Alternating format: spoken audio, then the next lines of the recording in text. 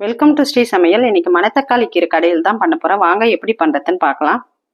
Stove on பண்ணி cooker எடுத்துக்கோங்க. கொஞ்சமாக ஒரு 50 கிராம் பாசிப்பருப்பை வாஷ் பண்ணி எடுத்துருக்கேன். ஒரு 10 சின்ன வெங்காயம், ஒரு தக்காளியை கட் பண்ணி எடுத்துக்கோங்க. ஒரு 10 பல்லு பூண்டு, ஒரே ஒரு பச்சை மிளகாய், ஒரு 1/4 ஸ்பூன் மஞ்சள் தூள். இப்போ ஒரு கிளாஸ் தண்ணி சேர்த்துக்கலாம். இப்போ மூடிட்டு ஒரு விசில் வச்சு நம்ம எடுத்துக்கலாம். ஸ்டவ் ஆன் பண்ணி கடாய் எடுத்துக்கோங்க. கொஞ்சமாக மணத்தக்காளி கீரையை தான் இப்போ நான் வேக வைக்க போகிறேன். ஒரு கிளாஸ் தண்ணி சேர்த்துக்கலாம். இப்போ கீரை நல்லா வெந்திருக்கு. ஸ்டவ் ஆஃப் பண்ணிடலாம். இப்போ கீரையில இருந்து தண்ணியை வடிகட்டி எடுத்தாச்சு. இப்போ கீரையை மசிச்சுக்கலாம்.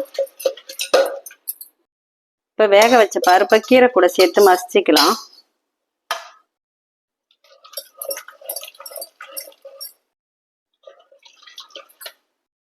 இப்போ கொஞ்சமாக கல் உப்பு சேர்த்துக்கலாம்.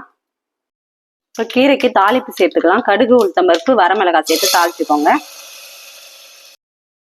இப்போ சூப்பரான மணத்தக்காளி கீரை கடையில் ரெடி ஆயிடுத்து பாருங்க.